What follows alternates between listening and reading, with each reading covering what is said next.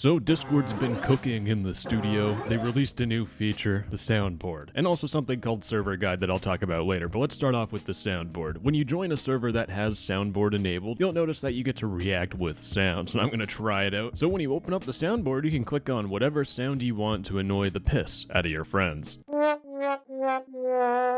God, this has so much potential. Now right now the Soundboard is rolling out very slowly. It's only for 7% of servers, but around April 6th is where things are going to ramp up, so if you don't have it now, just wait a week and you should be good. Now the nice thing about this Soundboard is that you aren't stuck with these annoying, boring sounds. You can actually go to your server settings and add your own sounds in the Soundboard tab, and in the Soundboard tab you can upload whatever silly sound you want. And I'm going to add a echo fart sound effect, and you can click on play.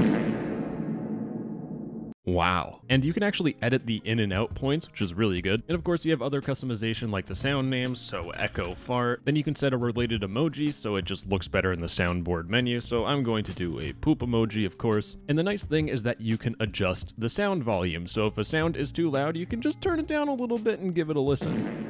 That is definitely a lot better on my ears. Now, with a normal, unboosted Discord server, it seems like you can have 12 Soundboard slots. However, if you, of course, boost your Discord server, with Tier 1 you get 24 slots, Tier 2 35, and Tier 3 you get 48 slots. So a lot of sound effects, which is honestly nice to see. Now, of course, if you're an old stinky fart like myself, you might not like this sound. And the nice thing is that you can actually go into your Discord settings, scroll down to voice and video, and you can actually adjust the Soundboard volume. Now, this will only pop up if you join a voice channel that has soundboards. If you haven't, then you won't see this option. But the nice thing about all this, right, is that you can set the soundboard volume to 0, so you don't even have to worry about the soundboard feature if you're just a stinky, grumpy, old boomer like myself that just hates having fun. And I just want to say thank you, Discord, for doing this, because I can only imagine the amount of auditory garbage I would have to hear by joining any large Discord server voice call. Now, this soundboard feature gets even better, because when you open up the soundboard, if you have Discord Nitro, you'll notice that you can actually play sounds from different servers. But you and I both know what's going to happen, right? You're going to have some annoying little brat spamming the most obnoxious noise on planet Earth. And fortunately, once again, people that made this feature, they were using their brain today, because you can actually go to your server settings, go to role permissions, and you can actually disable these sound effects. So I go to everyone,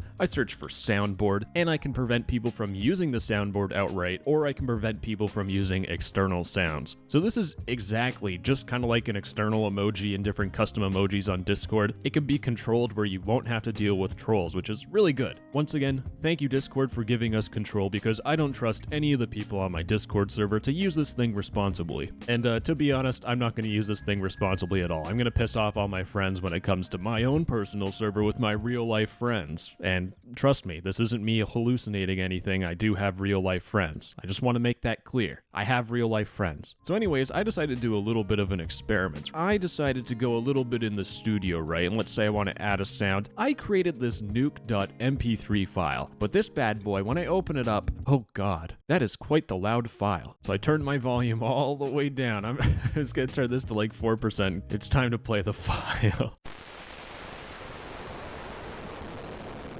Okay, screw it. We're going to 100% at this point. I'm turning my volume all the way down.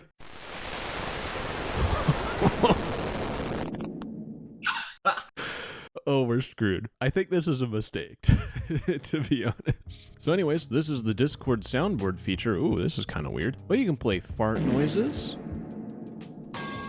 a metal pipe dropping, and the one sound I'm not going to play because my audio is above 1%. We started off on a good foot, and then we just went downhill from here on out, and it keeps on continuing because there's this new feature called Server Guide. Now, you might have heard of something called Server Home. If you go to the Midjourney server, it's here right now at the time of recording, but it's this nice little thing that just shows you what's going on with the server, a little bit of highlights, some information, what's active, and what's upcoming in events. Now, I hate to break the sad news to you, but this home feature is being phased out as of March 22nd, 2023. Why is Discord removing this feature? Well, I personally think it's because they have their new conversation summary thing that they're testing out with AI. I feel like that's a better way of catching up what happened on your Discord server without being online 24/7 and wanting to die. So out with the old and in with the new, which also isn't good. When you join a server that has Server Guide enabled, as a new member, you have this little get started thing, and when you click on it, you will see this nice, beautiful server guide, but you have this little get started to do list, and basically it tells you to look at this channel. And when you look at this channel, it gets ticked off your little list and it says next, send a hello message in general. So I click on next and it will complete that task. And also you can make it where a task will only complete if you send a message in a channel. And finally, when I click on the third and final task, I fill out my whole get started thing and I've done what the server owner wanted me to do. Go through their channel and send messages to boost engagement or something about social media. Now, despite being done this little get started thing, if I go back to server guide and I scroll down, there's this little resources tab. And this resources tab is basically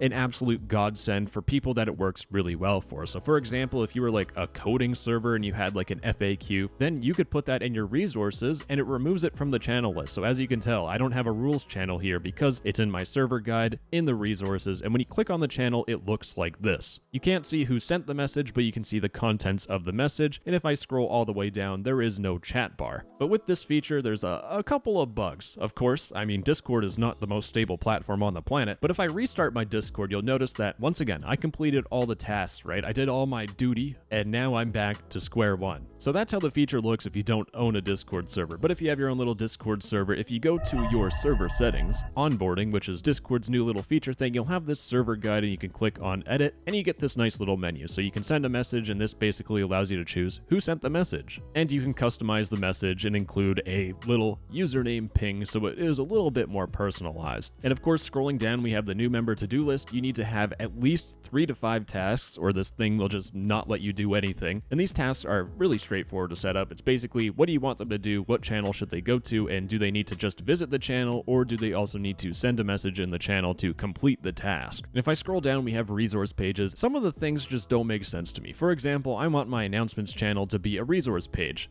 For some reason, I just can't select it. I don't know why. It's probably a permissions thing, but it doesn't tell me and I'm too stupid to figure it out. I think that goes in the circle, the square hole.